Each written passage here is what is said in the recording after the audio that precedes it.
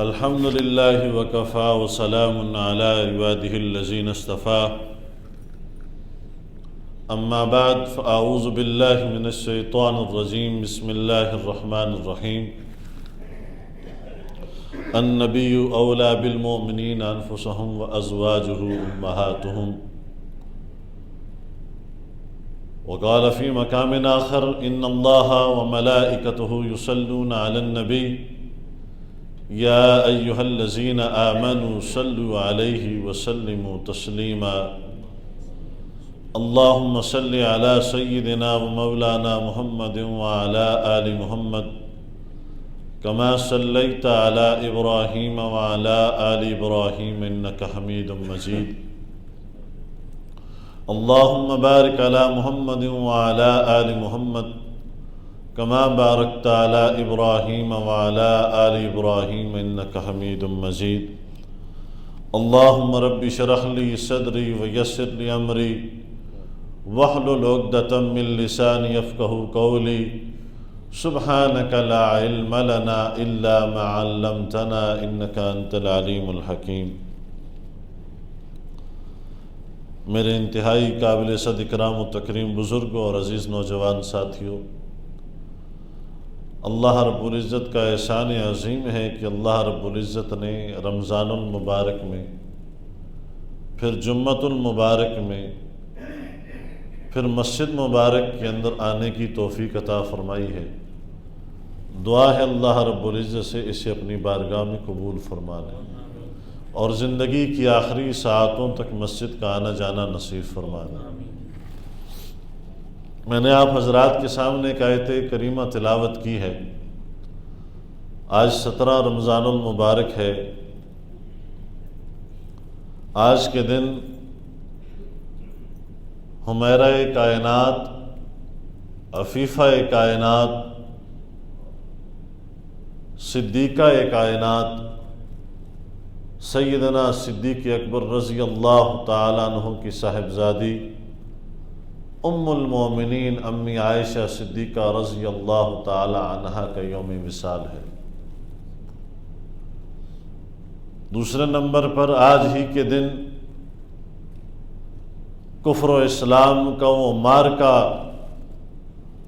جسے دنیا غزوہ بدر کے نام سے معنون کرتی ہے،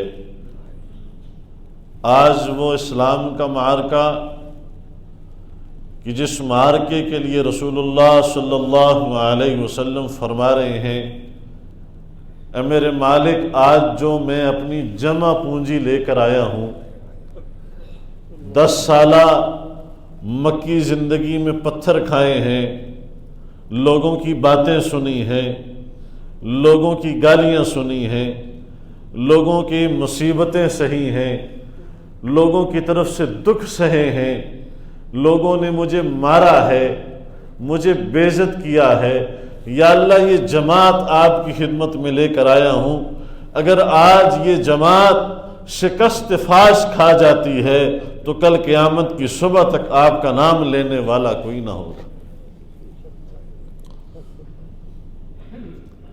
کہتے ہیں نا کہ بندہ جب آخری جمع پونجی لے کر آتا ہے تو پھر حالت اضطرابی ہوتی ہے، اضطراری حالت ہوتی ہے، جس عریش کے اندر آقا کریم صلی اللہ علیہ وسلم اپنے لیے، اپنے صحابہ کے لیے اللہ سے مانگ رہے ہیں، پہرے پر سیدنا صدیق اکبر رضی اللہ تعالیٰ عنہ کھڑے ہیں، اور ایک مرتبہ عریش خیمے کے اندر نگاہ دوڑائی، دیکھا آقا سجدے میں ہیں، دوبارہ گئے دیکھا آقا سجدے میں ہیں، شہبارہ گئے دیکھا آقا سجدے میں ہیں، دل میں خیال آیا کہیں معاذ اللہ جا کر قدمین مبارک کو ہاتھ لگایا، آقا صلی اللہ علیہ وسلم نے انگوٹھے کو ہلایا، نماز ختم فرمائی، اور جس جگہ پر چہرہ انور تھا وہ ساری جگہ آنسوؤں کے قطروں سے بھیگ چکی تھی،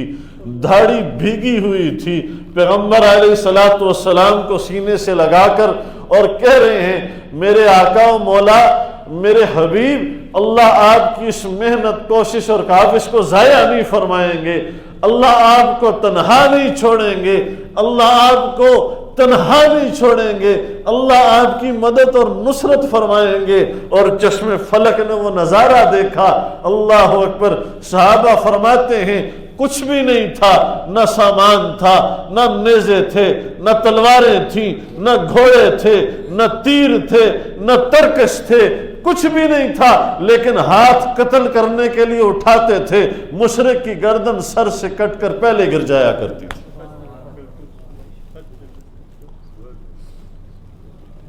اللہ اکبر۔ کردار کیا تھا صحابہ کا؟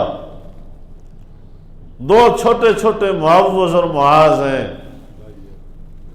جی، چھوٹے چھوٹے ہیں، صف میں کھڑے ہیں، بھئی بچے نہیں جا سکتے، کہاں کا کشتی کروا لیں، میں دیکھیں میں بڑا ہوں، پنجے اٹھا کر کہہ رہے ہیں،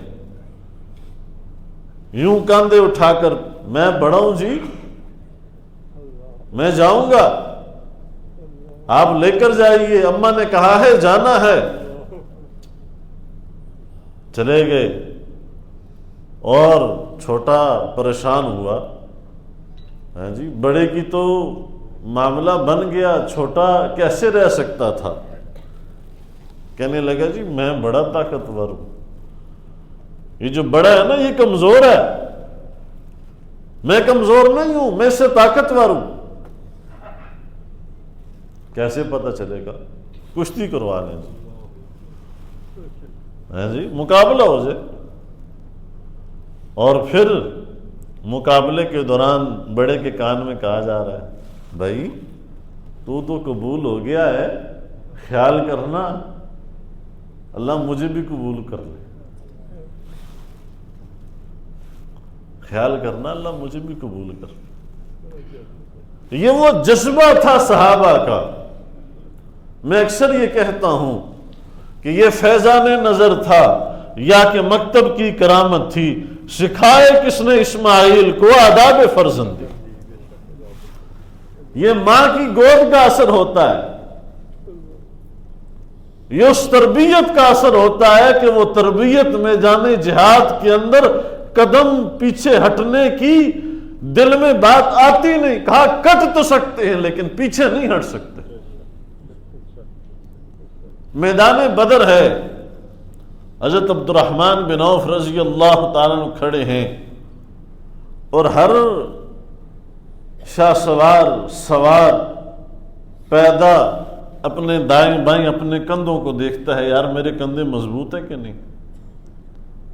ہیں جی، میرے کندھے مضبوط ہیں کہ نہیں؟ میرے دائیں بائیں مضبوط آدمی کھڑے ہیں، کہیں میں کمزور ہوں تو وہ میری ڈھارس بندھانے والے ہوں، مجھے ساتھ چلانے والے ہوں۔ ہائے ہائے، دیکھا ایک طرف بھی ایک بچہ کھڑا ہے، ایک طرف بھی دوسرا بچہ کھڑا، کچھ پریشان ہوا، کہا بچوں خیریت، کیا معاملہ ہے؟ جی آئے ہیں۔ کیوں آئے ہو؟ کہا ابو جہل کا سر قلم کرنے آئے۔ خیریت کیوں؟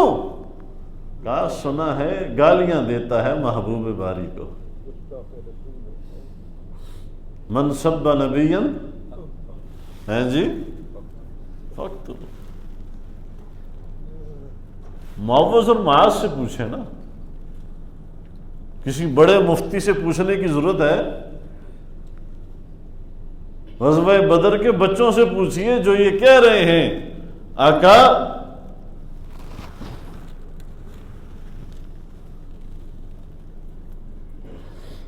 معاملات کیا ہیں؟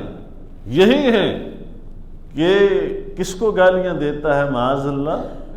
محبوب باری۔ چچا بتائیے نا ذرا کون ہے، کیسا دکھتا ہے؟ حضرت عبد الرحمن بن عوف رضی اللہ تعالیٰ عنہ فرماتے ہیں یوں اشارہ کیا، گھوڑے پر پھر رہا تھا، جھپٹے شہباز کی طرح گرا لیا نیچے۔ جذبہ ہونا چاہیے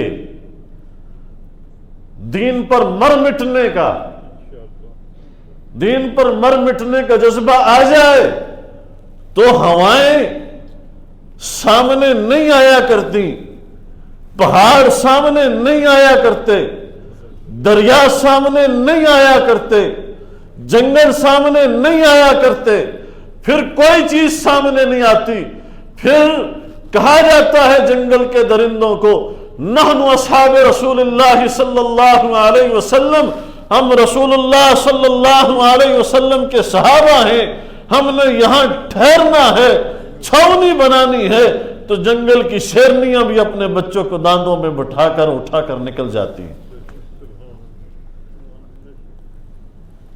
سعد بن ابی وقاص ہیں رضی اللہ تعالیٰ عنہ، دریائے فرات کو پار کرنا ہے،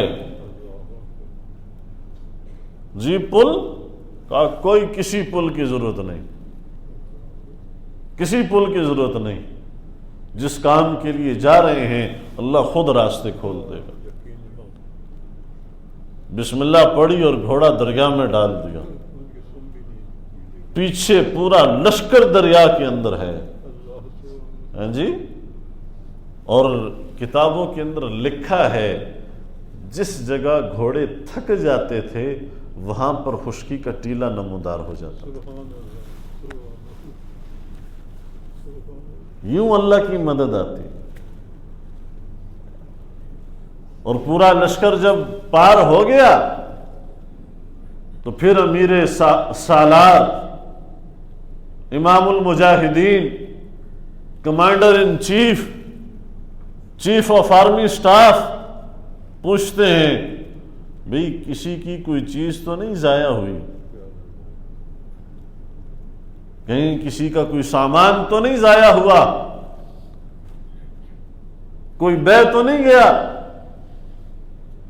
ایک صحابی بولے جی میرا پیالہ ہے، وہ دریا کی موجوں کے حوالے ہو گیا، چہرے کو دریا کی طرف کیا اور فرمایا دریا ہمارا پیالہ واپس کر دے۔ دریا کی لہریں پیالے کو واپس پر کنارے پر لے کر آ گئی۔ نگاہیں مرد مومن سے بدل جاتی ہیں تقدیریں۔ آج ہم ایمانی طور پر کمزور ہو گئے، ورنہ یہ وہی محنت ہے، یہ وہی کلمہ ہے کہ جو کلمہ رسول اللہ صلی اللہ علیہ وسلم فاران کی چوٹی پر کھڑے ہو کر فرما رہے ہیں، مکے والوں قولوا لا الہ الا اللہ تفلحون، مکے والوں کہہ دو لا الہ الا اللہ، کہو اللہ کے علاوہ کوئی الہ نہیں، کوئی معبود نہیں، کوئی خالق نہیں، کوئی رازق نہیں، کوئی داتا نہیں، کوئی اولاد دینے والا نہیں، کوئی بارشیں برسانے والا نہیں، کوئی زمین سے اناج اگانے والا نہیں، کوئی ہواؤں کو چلانے والا نہیں، کوئی سورج کو روشنی دینے والا نہیں، کوئی چاند کو ملاحت دینے والا نہیں، کوئی زبان کو گویائی دینے والا نہیں، کوئی آنکھوں کو بینائی دینے والا نہیں، کوئی کانوں کو سنوائی دینے والا نہیں، کوئی دل کو دھڑکن دینے والا نہیں، ایک اللہ ہے، فلاح پا جاؤ گے، ایک اللہ، کوئی نہیں دینے والا مگر ایک اللہ۔ لیکن جو عمل کرنے والے تھے، اللہ اکبر، قرآن کیا کہتا ہے؟ ان الذین قالوا ربنا اللہ، بلال ایمان لے آیا، کہہ دیا میرا رب اللہ ہے، ثم استقاموا، پھر ڈٹ گیا، پہلے ایمان لانا اور پھر اس ایمان پر ڈٹ جانا، ثم استقاموا، ڈٹ گئے، آئے ہیں، پھر اللہ فرماتے ہیں کہ فرشتے آتے ہیں، تتنزل علیہم الملائکہ، یہ ضروری نہیں ہے کہ وہاں جنگ بدر کے موقع پر آئے تھے آج نہیں آئیں گے، فضائے بدر پیدا کر، ہیں جی، فضائے بدر پیدا کر، فرشتے اتر سکتے ہیں گردوں سے قطار اندر قطار اب بھی، فضائے بدر پیدا کر۔ ایمان بدریوں والا ہونا چاہیے، ایمان احد والوں والا ہونا چاہیے، ایمان حنین والوں والا ہونا چاہیے۔ کہہ دیا ان الذین قالوا ربنا اللہ تتنزل علیہم الملائکۃ، اور آگے اللہ تخاف، کوئی ڈر نہیں، کوئی خوف نہیں۔ کیا کریں گے؟ مار دیں گے؟ ہیں جی؟ جیل میں ڈال دیں گے؟ بیڑیاں ہتھکڑیاں پہنا دیں گے؟ آخری حربہ کیا ہے؟ مار دیں گے، سولی چڑھا دیں گے۔ ہائے ہائے، کسی نے خوب کہا ہے، جان دی ہوئی اسی کی تھی، حق تو یہ ہے کہ حق ادا نہ ہوا۔ ہیں جی؟ اللہ کی بارگاہ میں قبول ہو جائے بندہ، اس سے بڑی نعمت کوئی ہو سکتی ہے؟ تو معرکہ بدر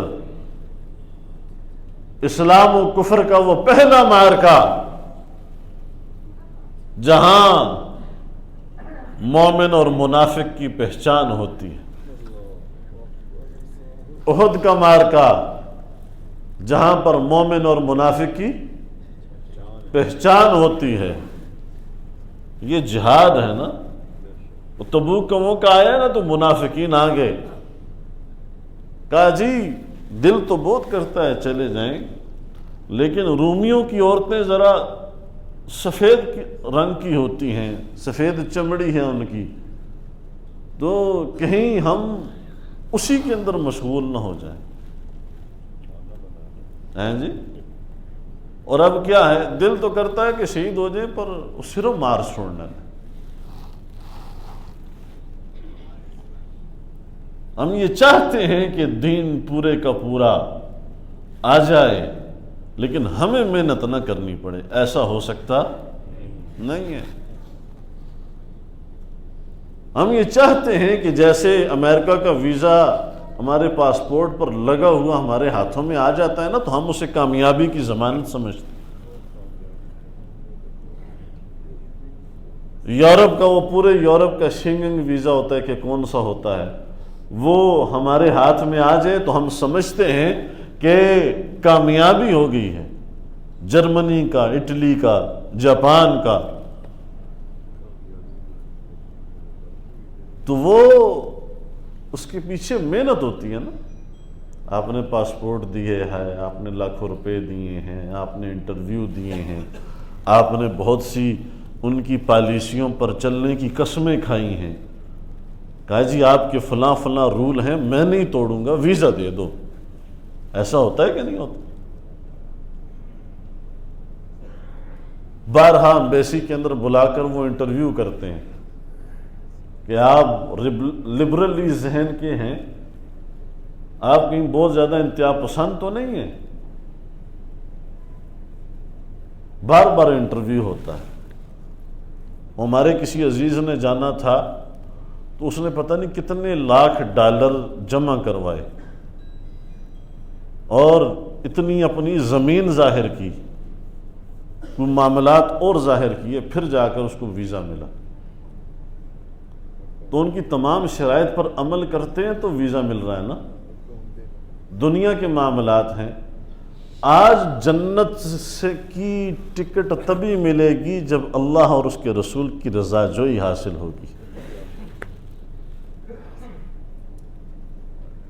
یہ ہمارا واکنٹ ہے نا، اس میں گاڑی کا ٹوکن تبھی ملتا ہے نا کہ جب ہم اپنی دستاویزات پوری کر کے دیتے ہیں جی، اور پھر ان کے ساتھ ہمارا ایگریمنٹ ہوتا ہے، جی آپ کے جو اصول اور لا ہیں اس پر عمل کروں گا، اگر عمل نہ کروں تو آپ گاڑی کا ٹوکن کینسل کر دیں۔ جب ایک چھوٹا سا ٹوکن اصول اور ضابطے کے اوپر عمل کیے بغیر نہیں ملتا تو بتائیے جنت کا ٹکٹ کیسے ملے گا؟ جنت گراہ میں پڑی ہوئی چیز تو نہیں ہے۔